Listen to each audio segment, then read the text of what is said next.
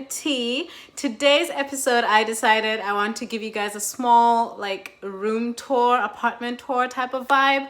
As you guys know, I am a PhD student in Japan and I live on my university campus.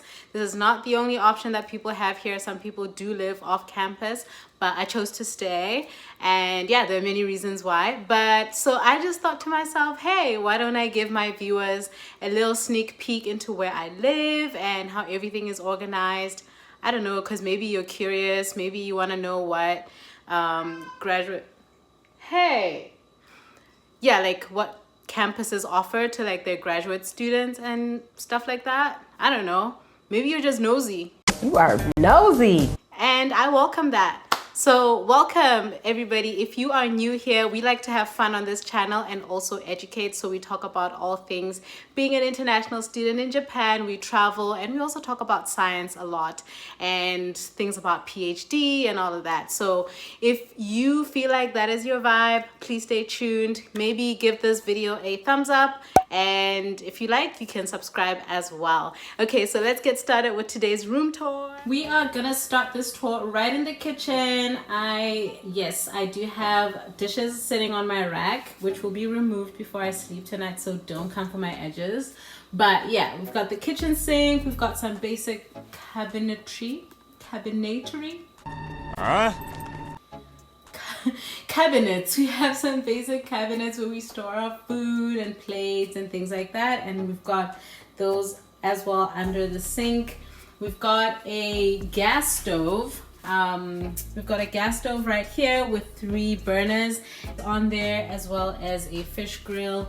We bought this rice cooker. I don't currently have anything in there, but that's our rice cooker. And the fridge came with the apartment. On top of the fridge, I have my kombucha brewing. Yay! But yeah, the fridge came with the apartment. The microwave came with the apartment as well. But the things that we had to buy were our tiny oven and of course a kettle and everything else that's pots, pans, plates, cutlery. We've got cutlery drawers right here. So just normal. Everything is just how you would expect it to be, I suppose. And I feel like there's a lot of cabinet space, to be honest. I would want more countertop space. If I were to design this apartment, I would definitely have more space for the counters, because typically we're preparing our food right here and the pot is right there on the stove. And depending on how much we're making, this may or may not be enough, and typically isn't enough, especially because, I don't live alone. I have a roommate, and so she's cooking her stuff, I'm cooking my stuff, and it just gets a lot messier than it is right now. I'm currently alone, she's away. But I just mean when 2 people are trying to get the space, it's just a lot harder. Moving swiftly along, this is the couch where I usually sit and record all of my videos from. I still have the little balloon things for my birthday, and this is my age. There you go. Yep. Yeah, so this is the couches that we have. They are these gray color, which I hate very much. I know that in other people's apartments they've sort of covered them with sofa covers, but honestly I haven't been bothered enough to do that. But yes, I would probably change the fabric and I would change the color as well. So yeah, I'm not too hyped up about the sofas, but they came with the apartment. So yeah, this apartment came pretty much fully furnished. So there wasn't as much say that we could have in terms of what kind of furniture we want. And right here is one of my favorite spots in the house. It's my bookshelf, which I keep rearranging the books. Pretty much when I want to procrastinate, I just rearrange the books and I find creative ways of putting them. But you're going to be seeing a lot of these books in my upcoming videos, because I am currently on a book buying ban.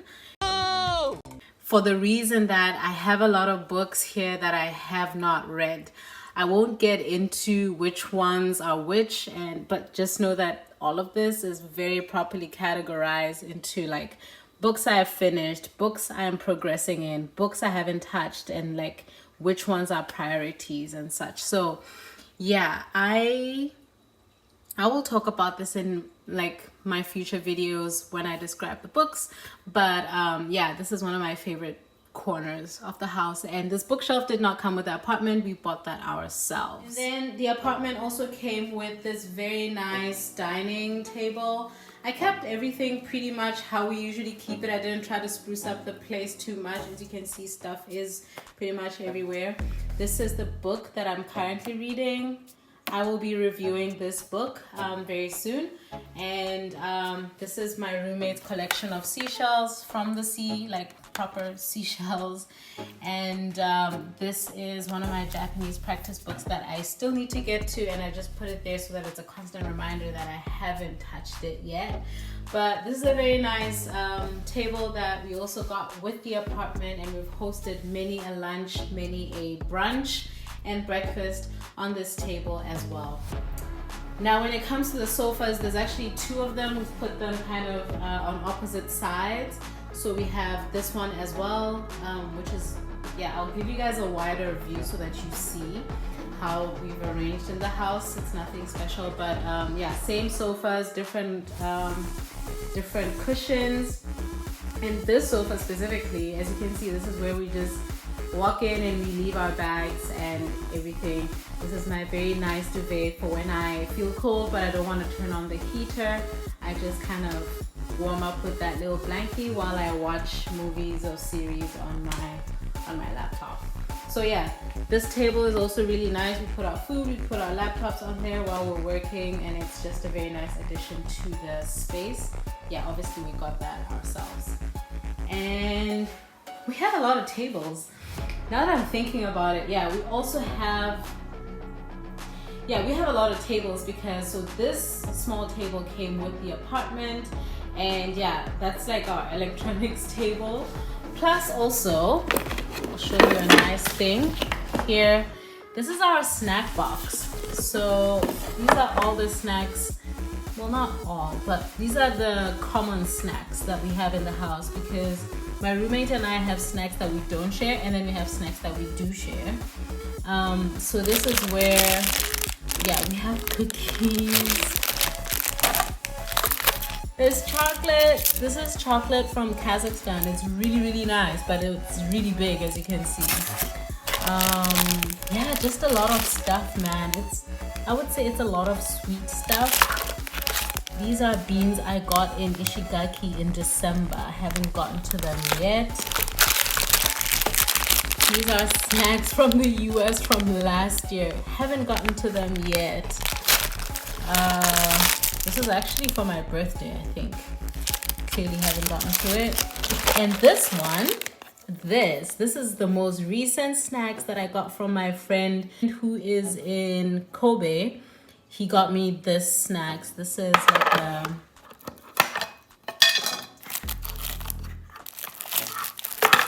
yeah, these are like, I haven't touched them. These are kind of like cookies, I think. I haven't eaten them, but I'm excited. But yeah, this is the snack box. And this is where we also draw from when we have people over. That up real quick. Okay, yeah, I was gonna say, like, the snack box is basically our treasure box. When we have guests and stuff, we usually know that we can offer them snacks, and there's always snacks in here, so yeah, easy peasy. Now, welcome to a curious corner in our living room. As you can guess from that little guy over there, yes, we have a cat. We have a cat in the house. And at this point, I think that you've seen him in at least one or two of my videos. But yes, this is Umi's cat corner. His name is Umi. So this is where we keep all of the cat supplies. So that's like our cat carrier when we take him outside to meet his friends or to go to the vet. And then we have like his toys in that box, and more toys, food,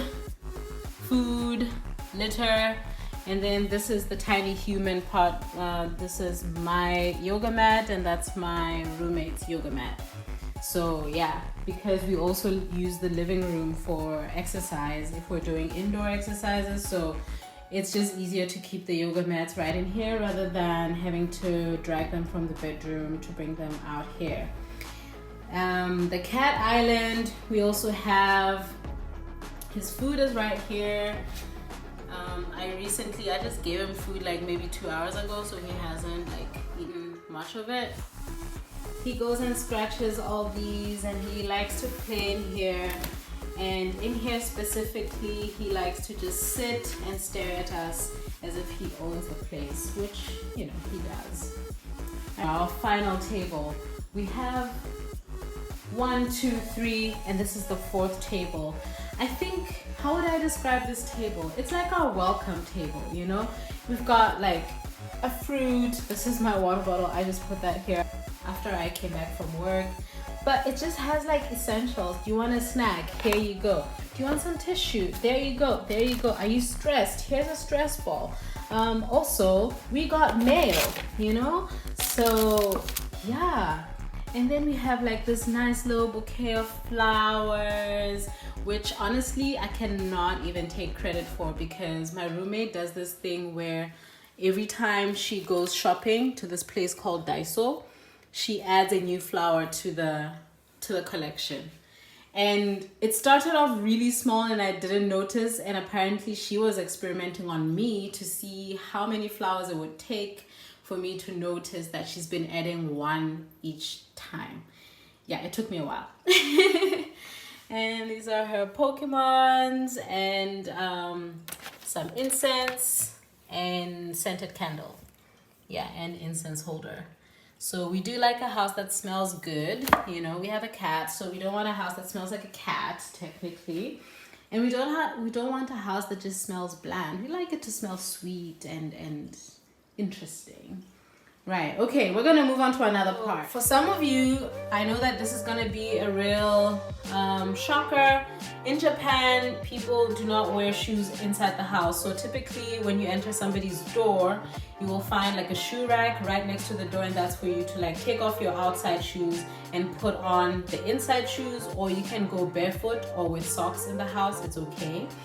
This is typically not how we do things back home. Like I would not walk barefoot in my house, and I would also not wear socks. I don't know, we wear shoes indoors and we clean every day, so it's fine. But in Japan, it's like very much frowned upon, and so as soon as you get to Japan, that's just one of the things you have to like get used to, because it's really bad manners in this culture to put on your shoes indoors. So yeah, this is our shoe rack, and so we have our outside shoes, and then the slippers are the shoes that we wear indoors, as well as these comfy ones that I have on right now.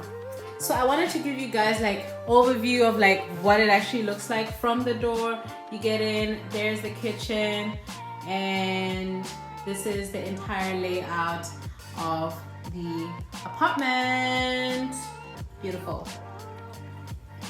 What's an apartment tour without a proper bathroom? Okay, so this is our teeny weeny bathroom. It's just got the bare essentials. You've got the toilet, and then you've got your sink, which I think is ridiculously small. I remember when I first got to Japan, I was just like, man, why is the space from here to here so small? I just felt like, look at my hand. Look at my hand. I feel like my hand is big, but my hand is normal size. But you know what I mean? I'm used to wider sinks, and I think I mentioned this in a previous video that I did last year when I went to the toilet museum in Fukuoka, that I just felt like Japanese bathrooms were meant to be so small. And I think part of it is because maybe just less space in houses in general, so like the toilet is not like super prioritized, or like the sinks are not a priority. Also, people tend to be really small, like body size. People are tiny in Japan, and so I understand why maybe this would make sense, because like if my dad was to use this sink, I feel like he would struggle and maybe get annoyed. You know, he's like a big guy. So yeah, but we've got the Japanese toilets. Woohoo! You know, you can use your bidets and whatnot. You have the seat warmer. It's very fancy. We do have a wider sink where we can like wash your face, wash your hands and stuff like that, which is in a separate room that is linked to the shower, and this is where we just put our, you know, daily necessities. In this room is also where we keep the cat toilet. Yeah, so we wanted it as far away from the living room as possible and also as far away from the kitchen as possible. We're using these beddings that are dissolvable in water, and so when we collect that, we just put it in the toilet, and then we flush it as we normally would with toilet paper.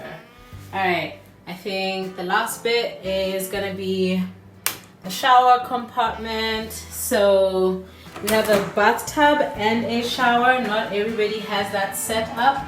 So as I've mentioned, tubs are quite tiny. Again, my dad, who's like maybe 190 centimeters, would not fit in here. My brother wouldn't fit in here, and he's like 180 or something. So I am a shower girl.